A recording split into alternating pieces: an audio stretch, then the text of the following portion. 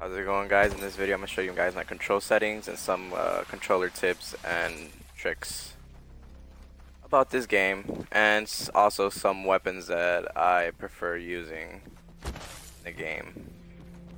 Alright, let's first start off with the controller settings. This doesn't really matter, honestly. I really don't care about this. I don't touch it unless the only thing I change is instead of stacking, floating. Other than that, nothing else. Alright, next to the controller, my button layout, I have it button puncher. That is because the toggle button to be the crouch, which also makes you slide. That's the only reason I want that. So instead of having to use your B button to, when you're running, to slide, you just use your toggle button to do that. It makes it way easier than just going and reaching over to the B button. You can just leave your finger on the toggle and just slide in case you're getting shot at by enemies or something. Alright, that's that. I leave that the same. I don't touch that. I don't touch that. And then the sensitivity. I think the sensitivity, how it comes regular, is like on a 3 or on a 4. And then same with the sensitivity. I just put these both on high. It also, I mean, it mostly depends on the player. I suggest to put your sensitivity, aim down sights to 3, and leave your sensitivity on 4. That's if when you're aiming down the sights, you're aiming down, but you're kind of like, it feels like you can't really control it, like you're going past the enemy. That's because the sensitivity might be a little too high and you're not used to it. So I say if you put the aim down sights a little lower, but I'm kind of used to it, so I just have it on 4. I mean, it's like I said, it's depends on the player. Next is response curve. It comes in classic, which is classic Respawn feel, which is like the Titanfall and the other games made by Respawn. The problem is with that is that I've never really played Titanfall or any other of the other Respawn games, so they're kind of like clunky, like a slow feel, like not very responsive. I want a responsive, fast movement, so that's why I have it on steady. As you can see, it's a balance of firm control and fast aim. It feels more like a Call of Duty feel, not like exactly a Call of Duty feel, but it's very close to it. The other ones don't really matter. The high velocity, linear, I suggest you put it in steady. That's more of the Call of Duty feel. Probably the best choice to go for, which is steady.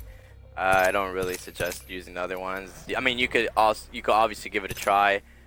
Like I say, it depends on the player, but I'm going for the more like a Call of Duty feel, which is, I think, in my opinion, is the steady response curve.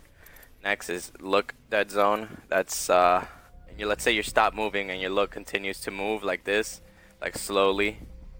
That's probably because of the dead zone. Also, let's say you're aiming down at a enemy, but if you it feels like you every time you move your analog stick, you miss the enemy. In my opinion, if that happens, you should make the dead zone large.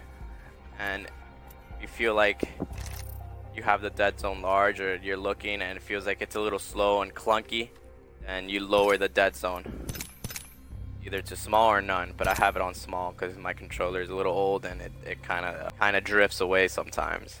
Also with the movement dead zone, that doesn't really play a big role, but I also have a problem with my movement dead zone, my movement drifting away, so I have it on large. Inverted look, I leave it off. Vibration, I leave it on just because I like vibration. I know a lot of people don't like it, but that's in my opinion. I like it more than having it off. I don't know, it feels weird playing with no vibration. That's me though. Alright, next is video. I have my field of view quite large. That is because I have a big TV and I kind of sit kind of close to it.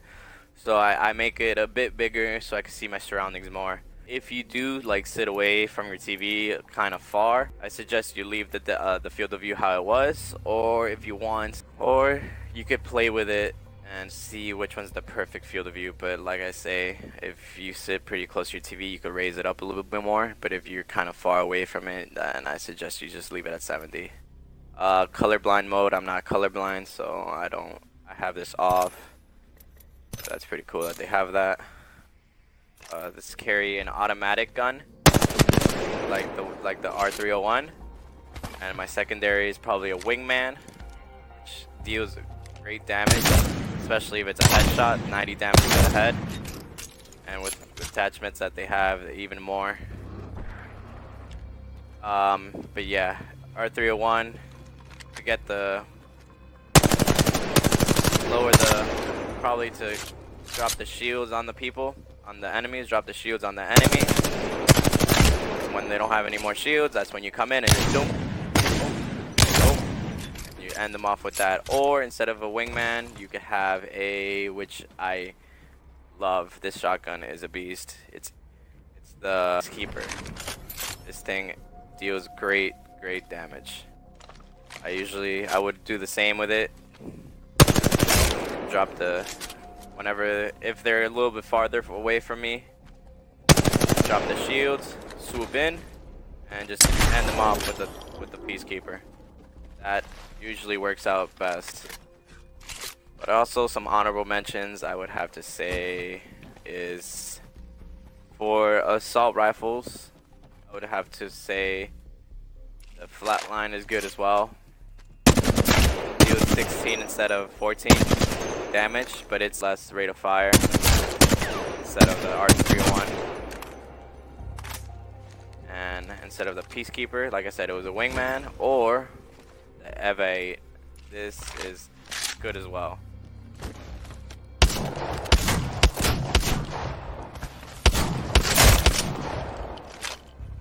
When using the shotguns, up close, best thing to do is just when you're about to shoot, right before you shoot, aim down the sight. How there's aim assist in this game, it makes it way easier.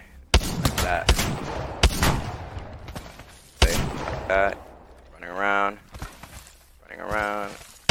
aim assist. Oh, I know I'm not a professional by any means, so I'm just giving these tips and tricks in my opinion, because they've helped me a lot. I've been watching a lot of videos from people, and I haven't really gotten the hang of it until I started playing around with it, and I got these controls, and they're probably the best for me. Thank you guys for watching the video. I'll be posting way more Apex Legends videos and probably some other game videos on this YouTube. I've been trying to do it for a while now, but I've been sleeping. Alright, thank you guys.